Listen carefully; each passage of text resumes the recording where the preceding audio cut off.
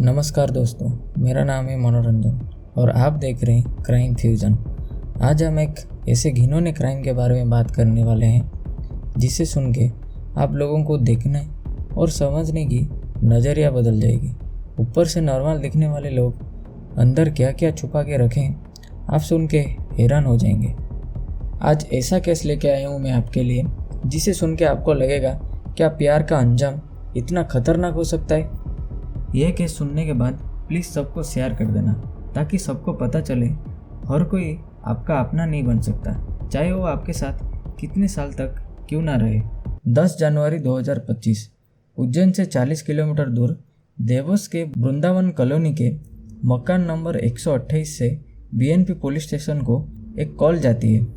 इस कॉल में बलवीर राजपूत पुलिस को ये बताते हैं कि उनके किराए के घर की एक साइड रूम जो लॉक लगा हुआ था, उस रूम की फ्रिज में एक लाश है। यह सुन के पुलिस उसी वक्त वृंदावन कॉलोनी में पहुंचती है। उस मंजर देख पुलिस भी हैरान। उस लाश में बहुत सारे चोट के निशान थे और हाथ भी बंधे हुए थे। पुलिस तुरंत उस लाश को वहां से निकाल के ऑटोप्सी के लिए भेज देती है।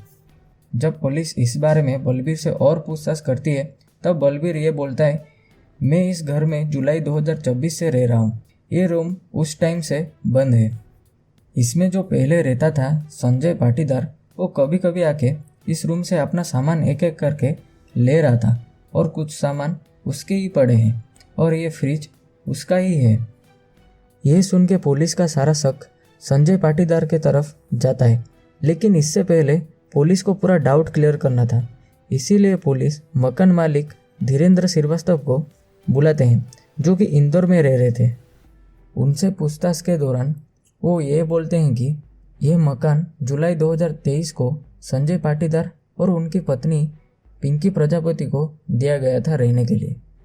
पड़ोसियों से भी पूछताछ किया जाता है, तब पता चलता है कि यह पिंकी प्रजापति की ही लाश है।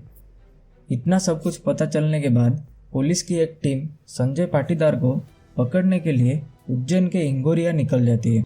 संजय को पुलिस शुक्रवार के दिन ही दोपहर को पकड़ लेती है। उसे कस्टडी में लेके पूछताछ करने लगती है।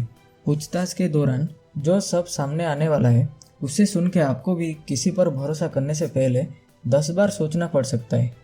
संजय और पिंकी दोनों 5 साल से लिव इन में रह रहे थे। उज्जैन में उन्होंने 3 साल रहा। उसके बाद देवस में इस कॉलोनी में शिफ्ट हो गए। शिफ्ट होने के बाद उन्होंने अपने आप को पति पत्नी होने का सबको बता रहे थे। इन दोनों में हमेशा झगड़ा होता था क्योंकि 5 साल होने के बाद भी संजय पिंकी से शादी नहीं कर रहा था। इसी झगड़े के चलते संजय परेशान होकर मार्च 2024 को विनोद दबे, जो कि संजय का दोस्त था, उसके साथ मिलकर पिंकी की गला घोंटकर हत्या कर देता है। इसे छुपाने के लिए पिंकी की हाथ बांधकर फ्रिज के अंदर रख के कपड़े से फ्रिज को ढक के पैक कर देता है। उसके बाद घर का बाकी सामान खाली कर देता है। बाकी के 2 रूम में फ्रिज और कुछ अलग सामान वहां छोड़ के रूम को लॉक कर देता है। लेकिन वो कभी कभी एक दोस्त के साथ वहां आके अपना कुछ सामान ले जाने के लिए आता रहता था। तब आस पड़ोस में जब पूछते हैं पिंकी कहाँ गई है, दिखाई नहीं दे रही, तब संजय बोलता था पिंकी अपने मायके गई है कुछ काम से, वो आ जाएगी। जब पुलिस भी पड़ोसियों से पूछताछ कर रही थी तब पड़ोसी भी बोल रहे थे कि पिंकी मार्च से दिखाई नहीं दे रही थी। ये वही टाइम था जब पिंकी की हत्या हो चुकी थी।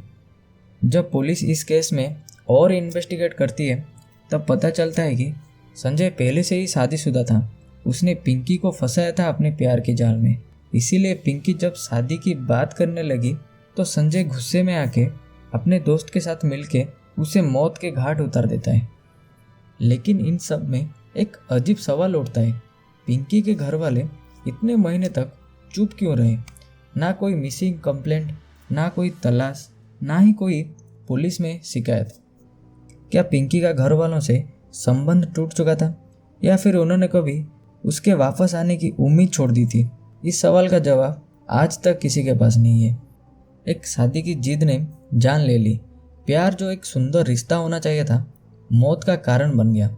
एक लड़की जिसने अपनी जिंदगी का इतना बड़ा हिस्सा एक इंसान के साथ बिताया, उसी इंसान ने उसे जिंदगी से ही मिटा दिया। दोस्तों, ये कहानी सिर्फ एक क्राइम की नहीं बल्कि एक सबक की भी है।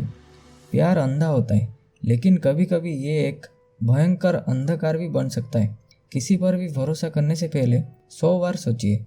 तो ये था आज का केस। अपना ख्याल रखें और क्राइम फ्यूजन को सब्सक्राइब करें। फिर मिलते हैं अगले केस के साथ।